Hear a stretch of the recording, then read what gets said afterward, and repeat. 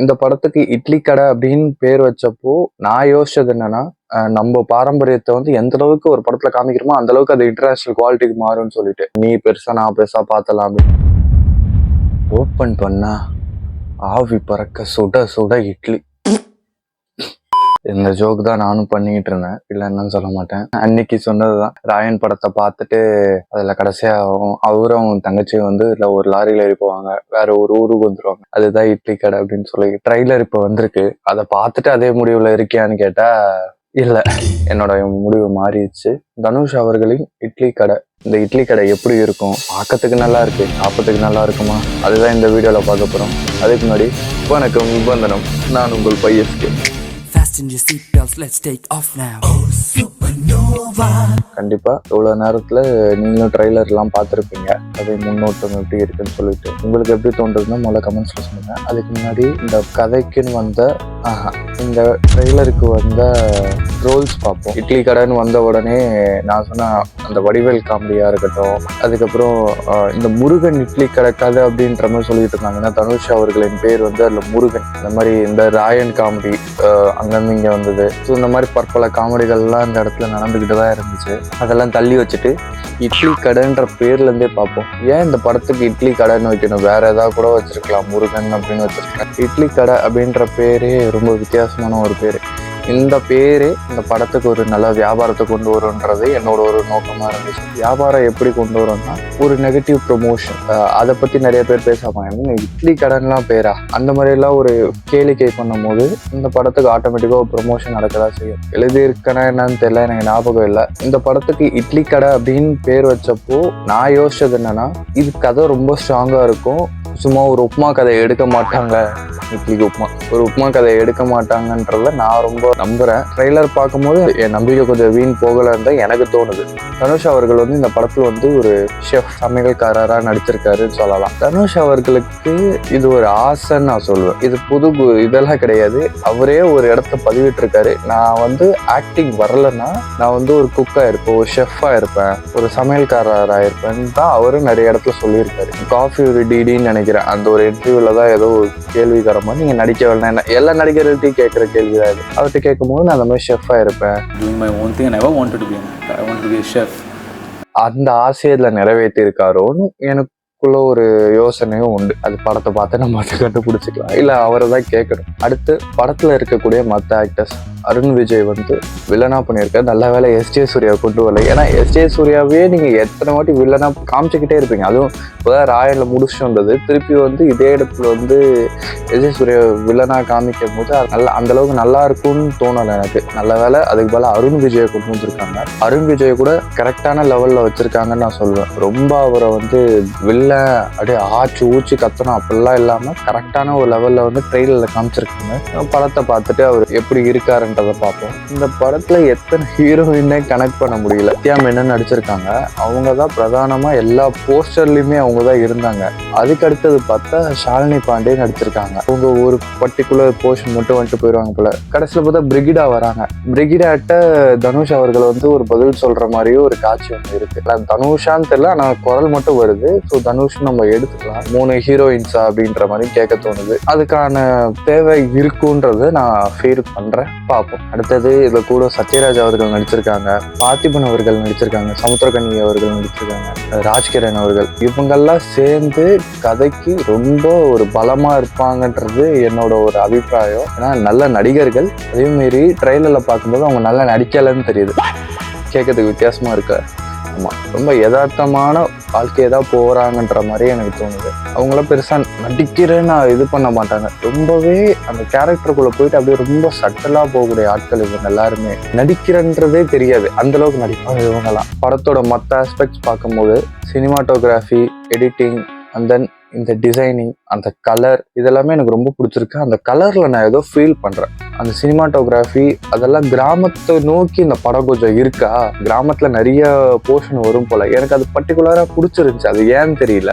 நிறைய கிராமங்கள் திருப்பி கொண்டு வராங்க, கிராமத்துல எடுக்கிற காட்சிகள் திருப்பி கொண்டு வரும்போது நல்லா இருக்கு. அதுவும் அந்த ஒரு டோன் இருக்கும், கிராமத்துக்குன்னு ஒரு டோன் இருக்கும். நிறைய படங்களை கிராமத்தை காட்டுறாங்க, ஆனா வேற ஒரு கதை அம்சமா இருக்கனால அதோட டோன் வேற மாதிரி இருக்கு. கொஞ்சம் ரொம்ப வார்ம் டோனா போயிருது. கிராமத்துல கொஞ்சம் கூல் டோன் இருக்கும், அந்த டோனை காமிக்கல நிறைய படத்துல. இந்த படத்துல காமிக்கிறாங்க, கொஞ்சம் கூல் டோன்ல தான் இருக்கு. அது எனக்கு ரொம்ப பிடிச்சிருக்கு. அது ரொம்ப கனெக்ட் ஆகுது, கிராமத்துல இது பண்றது. அது ஒரு மாதிரி எக்ஸைட் பண்ணது படத்தை. அதுதான் இந்த படத்தை வந்து ஒரு ரூட்டடுன்னு சொல்லுவாங்கல்ல, ஒரு படத்தை வந்து இன்டர்நேஷனல் லெவல்ல கொண்டு போனா ஃப்ரம் த ரூட்ஸ் அப்படின்னு சொல்லுவாங்க.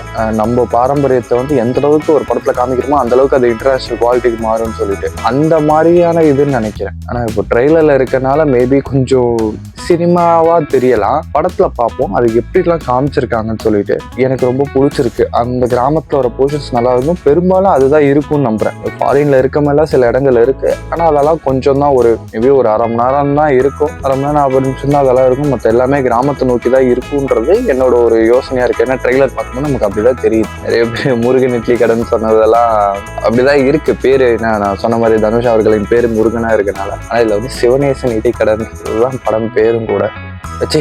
இதுல வந்து சிவனேசன் இட்லி கடைன்றது அங்க இருக்க கடையோட பேரு, முருகன் இட்லி கடை கிடையாது. அது ஒரு அடையாளமாகவும் இருக்கு அந்த ஊரை பொறுத்த வரைக்குமே. அவங்க சொல்றது அதுதான். மினிமலான டைலாக்ஸ் தான் இருக்கு. அந்தந்த கேரக்டருக்கு கொஞ்சம் சுவாரஸ்யம் ஊட்டக்கூடிய டைலாக்ஸ் வச்சிருக்காங்க. நித்யா மேனனை பார்க்கும்போது நமக்கு யார் இதுன்னு கேட்க தோணுது. மற்ற 2 பேருக்குமே இவங்களை இன்ட்ரடியூஸ் பண்றதுக்கு டைலாக்ஸ் இல்லை. ஷாலினி பாண்டேவா இருக்கட்டும், பிரிகிடாவா இருக்கட்டும், இவங்க 2 பேருக்குமே அவங்க வாயிலேருந்து வர மாதிரி டைலாக் இருக்கு. அவங்கள போர்ட்ரே பண்ற மாதிரி எந்த டைலாக்ஸும் இல்லை. ஆனா நித்யா மேனனுக்கு ஒரு டைலாக், ஒரு இளவரசு அவர்கள் இருக்காங்க, அவங்க சொல்லுவாங்க யாருப்பா அந்த பொண்ணு இந்த வேலை செய்யுது அப்படின்னு சொல்லிட்டு. ஸோ அவங்க ஒரு மெயின் ஹீரோயினா இருப்பாங்க. இவங்களாம் கொஞ்சம் அந்தந்த போர்ஷன்ஸ் இவங்களுக்கு தனித்தனியா இருக்கும். சில டைலாக்ஸ் தான் ட்ரெய்லர்ல இருக்கு. அந்த டைலாக் எல்லாமே ரொம்ப இம்பாக்ட்ஃபுல்லா நான் பாக்குறேன். நான் என்னமோ பிறந்ததே இட்லி சுடுறதுக்காகவோன்னு எனக்கு தோணுதுன்ற மாதிரி சொல்லியிருக்காரு. அது ரொம்பவே நல்லா இருந்துச்சு. கதைக்கு தேவை தானே, சொல்லலாமே. ஜென்ரலா பார்க்கும்போது இதெல்லாம் ஒரு இதுவா நினைப்பாங்க, ஏளனமான ஒரு விஷயமா நினைக்கக்கூடிய வார்த்தைகள் இதெல்லாம். இப்ப நான் மாடு மேய்க்க போறேன் அப்படின்னு சொன்னாச்சு, நான் மாடு மேய்க்க போறேன், படிச்சுட்டு மாடு மேய்க்க போறேன் அப்படின்னு சொல்லுவாங்க. ஆனா பொருளாதாரமே அதுதான் இருக்கு. இந்தியா வந்து ஏற்றுமதி பண்றதுல அதுல எவ்வளவு பொருளாதாரம் வருதுன்னு ஊருக்கே தெரியும். ஆனா வந்து நம்ம அந்த வியாபாரம் பண்ண போறோம்னு சொன்னா, மாடு மேய்க்க போறியா, விவசாயம் பண்ண போறியா, இது பண்ண போறியா, மூட்டை தூக்க போறியா, இதெல்லாமே ஒரு ஏளனமான விஷயமா ஆயிடுச்சு. அந்த மாதிரி ஒரு இட்லி ரொம்ப ரொம்ப சாதாரணமான ஒரு சொல் தான் இட்லி சுட போறன்றது.